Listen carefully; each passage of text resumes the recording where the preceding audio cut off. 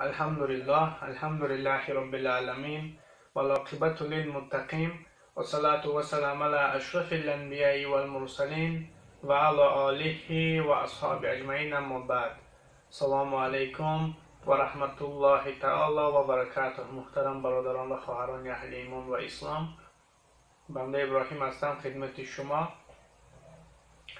پیش از اینکه صحبت را آغاز نمایم، خدا را سپاس و ستایش میگویم که بنده را و همه ما را مسلمان آفریده است و در دین اسلام یعنی مشرف گردانیده است. و باز خدا را سپاس میگویم که چونین برادران و خواهران اهل ایمان و اسلام یعنی ایمانی همچون شما را برای من خود شخصا بنده نصیب گردانیده است. الحمدلله. خب برادران و خواهران اهل ایمان و اسلام، بنده از این مقصد از این نوار آن است که در راه خدا ما دوستی و دشمنی میکنیم. این هم به حکمت نیست. رسول اکرم صلی الله علیه و سلم در حدیث که امام احمد رحمت الله علیه روایت کرده است میفرماید والاترین ایمان همان است که بنده یعنی بنده خدا از برای خدا دوستی و به خاطر او جل جلاله دشمنی کند. یعنی والاترین ایمان همان است که بنده به خاطر خدا دوستی نموده و به خاطر او جل جلاله دشمنی کند. و باز جای دیگر میفرماید بهترین ایمان و والاترین ایمان آن است که بنده خدا دوستی میکند خالص از برای خدا و دشمنی میکند به خاطر الله و به مردم چه عطا میکند یا میبخشد یگان چه به خاطر الله و از دادن آن دست میکشد اون هم به خاطر الله. هر مقصد از این حدیث هر کاری رو که ما انجام میدهیم باید و مثال فقط و فقط از برای الله باشد، یعنی به خاطر خدا باشد، نه به خاطر ریا و خودنمایی و دیگر، نه به خاطر آن که گویم فلانی مثال فلان چی داد، فلانی فلان چی خیر کرد یا فلان کس را دستگیری نمود، نه به خاطر این مثال خودنمایی و ریا. باید به خاطر الله باشد. و جای دیگر یعنی در حدیث دیگر که این حدیث را ابو هریره رضی الله عنه روایت کرده است، اما این حدیث را مختصر میگویم. رسول اکرم صلی الله علیه و سلم میفرمایند فردا روز قیامت در آن روز مثال روز وحشت و دهشت و از گرمی آفتاب چنان مثال میترسد زمین که گلوهای مثال مردم خشک میشود از زمان مثال گرمی و سوزانی آفتاب. انا همان روز سایه جز سایه عرش نیست، یعنی سایه عرش پروردگار جز همون سایه دیگر سایه نیست. هفت گروه مثال از مردم نجات یافتگان در سایه انا همون مثال عرش پروردگار را قرار دارند. یکی از همین هفت گروه های نجات یافتگان همون دو شخصی است که در دنیا به خاطر الله دوستی نموده و به خاطر او جل جلاله دشمنی نموده است، یعنی از همدیگر جدا شدند. برای مثال دو شخص برادر هستند، برادر جانی، یعنی به خاطر الله دوستی میکنند، یکدیگر را دوست میدارند و تقدیر الهی یکی از این دو برادر را مثال وقت و ساعتش بود میشود و یکی وفات میکنه یکی از اینها.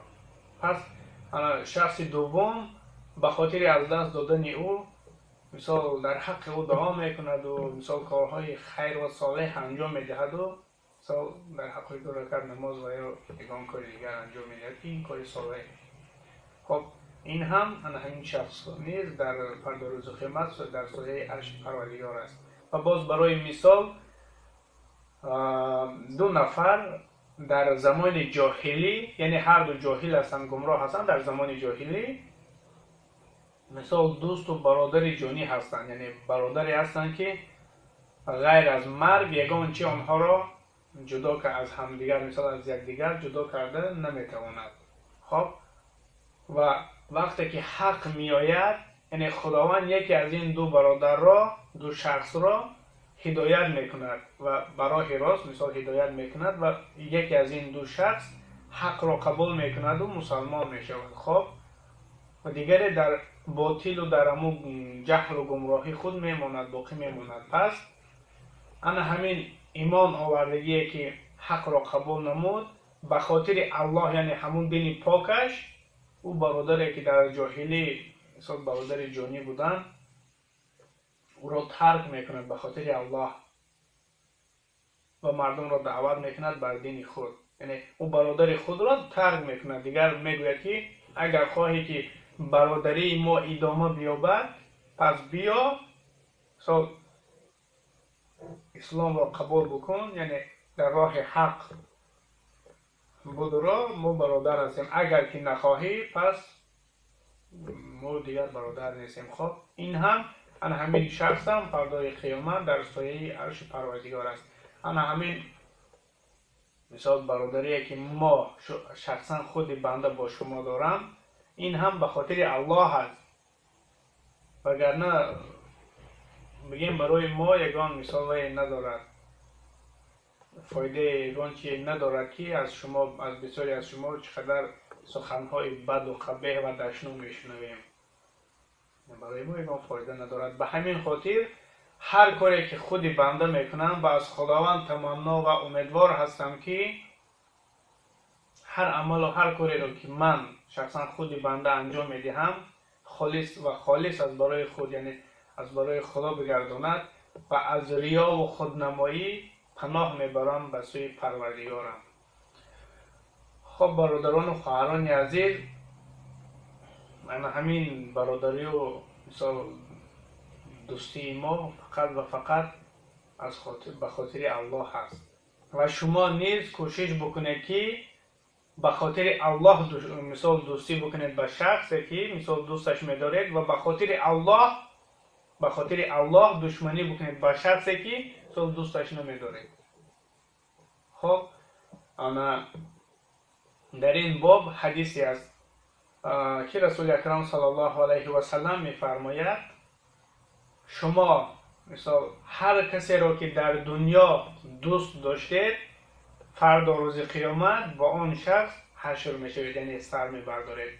مقصد از این حدیث آن است که اگر شما در دنیا رسول اکرم صلی الله علیه و سلم را دوست بدارید، پس فردا روز قیامت با رسول اکرم صلی الله علیه و سلم حشر میشوید، یعنی سر میبردارید. و اگر شما صحابگان را دوست بدارید، فردا روز قیامت با صحابگان حشر میشوید. و اگر شما شهدا را مثال دوست بدارید، فردا روز قیامت با ایشان سر میبردارید، یعنی حشر میشوید.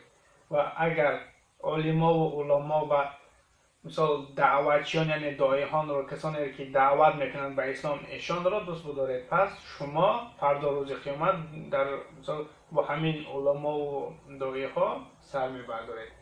و باز اگر شما اکتیارهای کافرها را مثال یعنی روسا را یا اینکه امریکانسا یا اینکه هندوها و دیگر غیر اسلام را دوست بدارید، فردا روز قیامت با آنها حشر میشوید. در این باب حدیثی است که رسول اکرم صلی الله علیه و سلم میفرماید من تشبه من قومی و هو منهم. مقصد از این حدیث یعنی مانند کردن است، یعنی رسول اکرم صلی الله علیه و سلم میفرماید هر کسی که یعنی هر شخصی که خود را بر یگان قوم یا ملت یا گروه مشابه یا مانند کند، پس او از همون قوم است، از ما نیست، از همون قوم است. پس هر کس که اگر از همون قوم کشیدی، فردا روز قیامت که همون کافرها حشر میشوی. دوست داشتی یگان هر کسی رو که دوست داشتی، فردا روز قیامت که همون ها میخیزی. اگر حافظا رو دوست داشتی، فردا روز قیامت در قطار حافظا سر میبرداری.